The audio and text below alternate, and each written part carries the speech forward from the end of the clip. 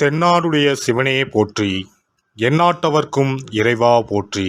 அனைத்து தமிழ் உள்ளங்களுக்கும் கனிவான வணக்கங்கள். நிகழும் ஸ்ரீ மங்களகரமான சோபகிருது ஆண்டு மாசி மாதம் 18ஆம் தேதி வெள்ளிக்கிழமை அன்று பஞ்சமி திதியில் சுவாதி நட்சத்திரத்தில் துருவ நாமயோகத்தில் தைத்தூலம் காரணத்தினில் அமிர்தயோகம் கூடிய நன்னாளில் இந்த சீர்மிகு மார்ச் மாதம் பிறக்கிறது.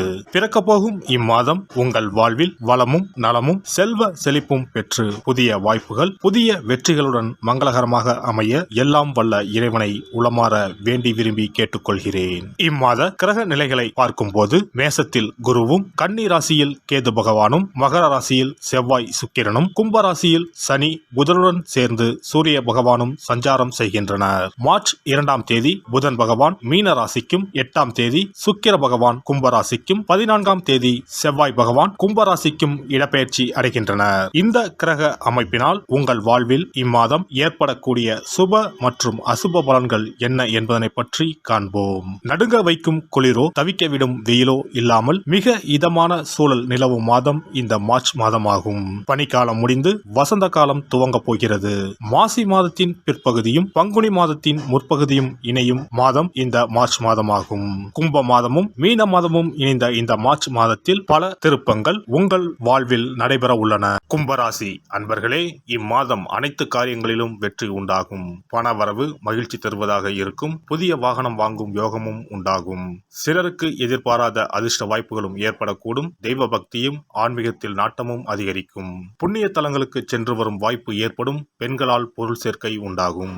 உறவினர்களால் அடிக்கடி பிரச்சனைகள் ஏற்படக்கூடும் என்பதால் கூடுமான வரை அளவோடு பழகவும். கணவன் மனைவிக்கு இடையே சிறு சிறு அளவில் கருத்து வேறுபாடு ஏற்பட வாய்ப்பு உள்ளதால் ஒருவரை ஒருவர் அனுசரித்து செல்வது நல்லது. புதன் பகவான் சாதகமற்ற நிலையில் இருப்பதால் குடும்பத்தில் அடிக்கடி பிரச்சனைகள் ஏற்படக்கூடும். பிள்ளைகளால் சில சங்கடங்களை சந்திக்க நேரிடும். வெளிநாட்டில் இருந்து எதிர்பார்த்த செய்தி கிடைப்பதில் தாமதம் ஏற்படும். தந்தையின் உடல் ஆரோக்கியத்தில் கவனம் தேவை. அவருடைய தேவைகளை நிறைவேற்ற முயற்சி செய்யவும். நண்பர்களிடம் எதிர்பார்க்கும் உதவிகள் கிடைக்கும். நண்பர்களால் வாழ்க்கையில் நல்ல திருப்பம் ஏற்படக்கூடும். அலுவலகத்தில் பதவி உயர்வு, ஊதிய உயர்வு போன்ற சலுகைகள் கிடைக்கும். ஆனாலும் பணிச்சுமை அதிகரிக்கவே செய்யும். சக ஊழியர்கள் உங்கள் பணிகளில் உதவிகரமாக இருப்பார்கள். சிலருக்கு வேலையில் இடமாற்றமும் ஊர் மாற்றமும் ஏற்பட வாய்ப்பு உண்டாகும். தொழில் மற்றும் வியாபாரத்தில் மாத முற்பகுதியில் விற்பனை அதிகரிப்பதுடன் லாபமும் படிப்படியாக உயரும். ஆனால் முன்பின் தெரியாதவர்களுடன் ஒப்பந்தம் செய்து கொள்ள வேண்டாம். ஷேர் மூலம் ஆதாயம் வரும். குடும்பத்தை நிர்வகிக்கும் பெண்களுக்கு குடும்பத்தை நிர்வகிப்பதில் சற்று சிரமம் இருக்கவே செய்யும். பொறுமையை கடைபிடிப்பது நல்லது. வேலைக்கு செல்லும் பெண்களுக்கு வேலை சுமை கூடுதலாக இருக்கும். மாணவர்கள் பாடங்களை மன நிறைவுடன் படிப்பீர்கள். கூடுதல் மதிப்பெண் பெற மேற்கொள்ளும் முயற்சிகள் யாவும் வெற்றியடையும். கலைஞர்கள் உற்சாகமுடன் செயல்பட்டு கொடுத்த வாக்கினை காப்பாற்றி விடுவீர்கள். பணவரவு தாராளமாக இருக்கும். தேவையான பட வாய்ப்புகள் வரும். அரசியலில் உங்களுக்கு சாதகமான சூழ்நிலை நிலவும். குறிப்பிட்ட சிலர் உங்களுக்காக பேசுவார்கள். நற்காரியங்களில் ஈடுபட்டு பேரும் புகழும் கிடைக்கப் பெறுவீர்கள். நட்சத்திர பலன்கள் அவிட்டம் 3, 4ஆம் பாதம். இந்த மாதம் பயணங்கள் செல்ல நேரலாம். வாக்கு உண்மையால் எடுத்த காரியத்தை சிறப்பாக செய்து முடிப்பீர்கள். தொழில் வியாபாரத்தில் இருந்த போட்டிகள் விலகும். பணியாட்கள் மூலம் காரிய அனுகூலம் உண்டாகும். சரக்குகளை பாதுகாப்பாக வைப்பது நல்லது. சதயம் நட்சத்திரம். இந்த மாதம் உத்தியோகத்தில் இருப்பவர்களுக்கு உழைப்பு அதிகரிக்கும். எந்திரங்களை இயக்குபவர்கள் கவனமாக இருப்பது நல்லது. குடும்பத்தில் மகிழ்ச்சியும் குதூகலமும் ஏற்படும். குடும்ப உறுப்பினர்கள் ஒற்றுமையுடன் செயல்படுவார்கள். கணவன் மனைவிக்கு இடையே இருந்த மன வருத்தம் நீங்கும். போராட்டாதி 1, 2, 3ஆம் பாதம். இந்த மாதம் குழந்தைகள் உங்கள் சொல்படி நடப்பது மனதுக்கு மகிழ்ச்சி தரும். சாமர்த்தியமான பேச்சின் மூலம் எடுத்த காரியத்தை வெற்றிகரமாக செய்து முடிப்பீர்கள். தொழில் வியாபாரத்திற்கு தேவையான பண உதவிகள் கிடைக்கும். மாரியம்மனை தீபம் ஏற்றி வழிபட எல்லா துன்பங்களும் நீங்கும். காரிய வெற்றி. இனி இந்த மார்ச் மாதத்தில் மகா சிவராத்திரி எப்போது, இந்த நாளுக்கு அப்படி என்ன சிறப்பு என்பதனை பற்றி காண்போம். சிவபெருமானுக்கு எத்தனையோ திருநாமங்கள் உள்ளன. அவற்றில் மிக உயர்வானதாக சொல்லப்படுவது மகாதேவன் என்ற திருநாமம். மகாதேவன் என்றால் கடவுள்கள் அனைவருக்கும் மேலான கடவுள். கடவுள்களுக்கு எல்லாம் தலைவன் என்ற பொருள். சிவாய நம என சிந்திப்பவர்க்கு அபாயம் ஏற்படாது என்பார்கள். அப்படி கர்ம வினைகளில் இருந்தும் அனைத்து விதமான துன்பங்களில் இருந்தும் விடுபடுவதற்கு சிவனே கதி என சிவபெருமானை சரணடைவதற்கு ஏற்ற நாள் மகா சிவராத்திரி தினமாகும். மகா சிவராத்திரி நாளில் சிவபெருமானை முழு மனதுடன் உண்மையான பக்தியுடன் வழிபட்டால் நம்முடைய வேண்டுதல்கள் அனைத்தையும் சிவபெருமான் நிறைவேற்றி வைப்பார் என்பது ஐதீகம்.